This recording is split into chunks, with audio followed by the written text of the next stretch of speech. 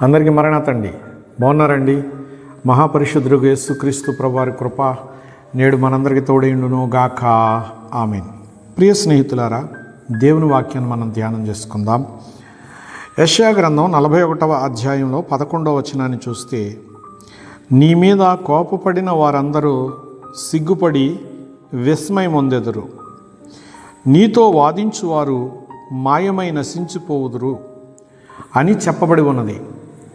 ప్రియమైన దేవుని యందు విశ్వాసముంచిన సహోదరులారా, దేవుని పోలికలో ఉన్న సర్వ మానవులారా, మనము చాలా విషయాలు నేర్చుకోవాల్సిన వారమైనాము.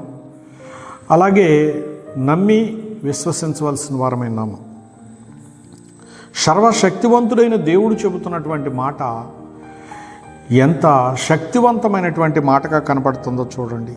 నీ మీద కోపపడిన వారందరూ సిగ్గుపడి విస్మయమొందెదరు అన్నారు. ప్రియులారా, అంటే ఓ దేవుని యందు విశ్వాసం ఉంచి దేవుని మాట ప్రకారంగా నడుస్తున్న ఓ దైవజనుడా, ఓ భక్తులారా, ఓ దైవ జనాంగమా, మరి నీవు దేవుని లెక్కలో ఉన్నావు, దేవుని వశములో ఉన్నావు. నీ మీద కోపపడిన వారు ఏమవుతారంటున్నారు? ఆయన సిగ్గుపడతారు, విస్మయము పొందుతారు సిగ్గుపడి అంటూ ఉన్నారు. అంతటితో ఆయన ఆగిపోలేదు. నీతో వాదించువారు మాయమై నశించిపోవుదురు అని చెప్పారు.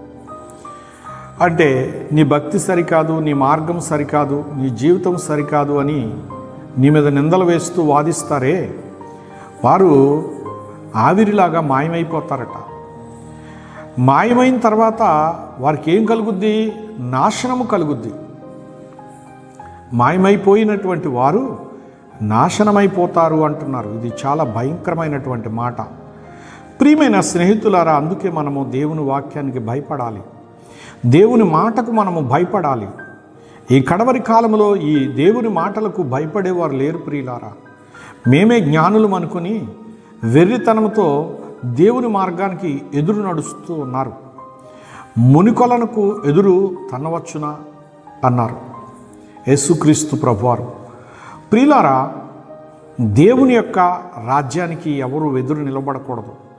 ఆయన మాట అవును అంటే అవును, కాదు అంటే కాదు, అంతే. నీ మాట అలాగే ఉండాలి అన్నారు. అంతేగాని నీవు ఆయన కంటే గొప్పవాడనని తలంచుకుంటూ ఆయన దాసులకే ఎదురు వెళుతూ ఉన్నావే, జాగ్రత్త.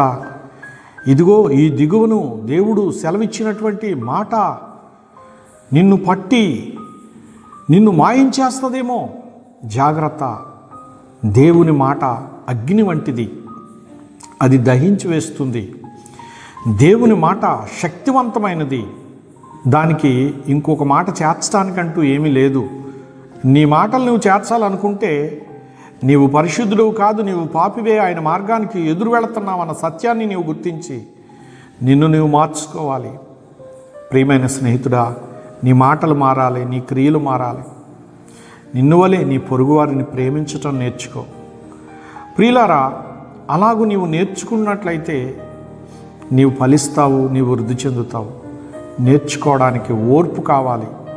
ఆ ఓర్పు నీకు ప్రసాదించి ప్రభు నడిపించుగాక. ఆమేన్. చిన్న ప్రార్థన. ప్రాణదుర్గమైన ప్రభువా, నీ పాదాల దగ్గర మేము ఎన్నో సంగతులు నేర్చుకోవాలి. గమలియేలు పాదాల దగ్గర విద్య నేర్చుకున్నవాడని నేను అని పౌలు గారు చెబుతూ ఉన్నారు. స్తోత్రాలు ప్రభువా.